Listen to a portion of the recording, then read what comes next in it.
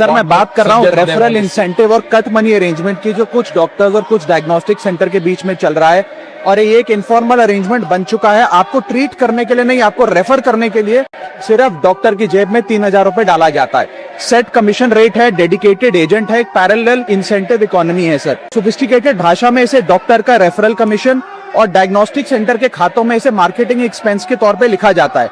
ये commission usually एक percentage of the procedure cost पे चार्ज करी जाती है, और कहीं कहीं तो डायग्नोस्टिक सेंटर डॉक्टर को फॉरेन ट्रिप्स पर भी भेजता है। सर 2002 में एमसीआई के कोड ऑफ एथिक्स रेगुलेशन 6.4 ने इस प्रैक्टिस को बैन करते हुए कहा कि ये फी स्प्लिटिंग है, इसे हम बैन करते हैं।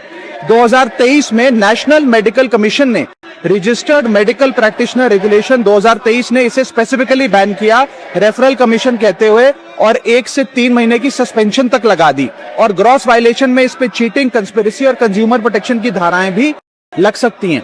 सर ये जो कॉस्ट का बर्डन है, कट मनी का बर्डन, ये डायग्नोस्टिक सेंटर बियर नहीं करता, ये पेशेंट के इनवॉइस में, उसके बिल में बेक इन करके लगा दिया जाता है। Indian journal of medical ethics बताती है कि इससे मेडिकल बिल जो है, ट्रीटमेंट का बिल, वो 15 से 20% पेशेंट का कभी कभार बढ़ जाता है। सर इन्फ्लेटेड बिल भी प्रॉब्लम नहीं है, प्रॉब्लम ये है कि अननेसेसरी मेडिकल टेस्ट और ओवर रेफरल्स की एक प्रैक्टिस कहीं ना कहीं शुरू हो रही है। सर ये मांग जो है, ये डॉक्टर्स के खिलाफ नहीं है, ये सिर्फ एक कट मनी रेफरल सिस्टम के खिलाफ है। हमारे देश के डॉक्टर्स को हम भगवान का दूसरा रूप मानते हैं।